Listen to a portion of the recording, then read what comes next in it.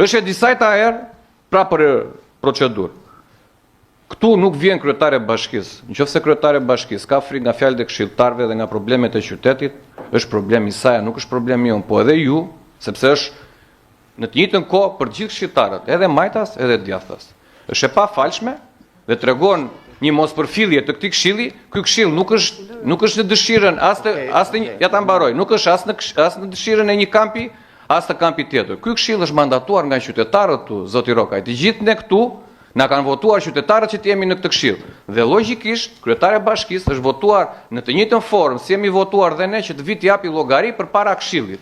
Këshilli nuk është një organ i cili është në varësi të kryetares së bashkisë. Kryetare bashkisë këtu është e detyruar të vi sa herë, është një në muaj ky këshilli. Nuk është ditë për ditë që kryetare bashkisë ka agjendë të ngjeshur dhe nuk e gjen kohën për të ardhur. Edhe pse ka ndodhur që ditë të cilat kur ka qenë këshilli bashkiak dhe zhvilluar mbledhja e këshillit bashkiak, kryetare bashkisë me arrogancë është paraqitur para mediave për inspektime të mbjellje të pemëve apo të luleve. Dhe një herë ta mbaroj se ka vetë disa gjëra tjera. Në të njëjtën kohë ka një problem real në qytetin e Vlorës dhe madhor mendoj unë, që ka të bëjë me një investim që përfshin një sipërfaqe të konsiderueshme, që është në zonën e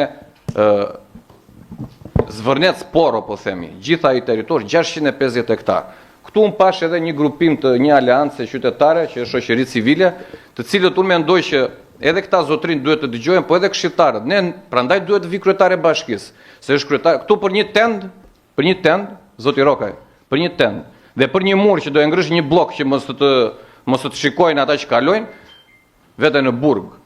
Këtu tani kemi mira hektar të rrethuar, dhe nuk ka një tabel ilustruese se çfarë po ndodh në këtë territor, që është territori bashkisë Vlorë për cilin edhe ky këshill është përgjegjës.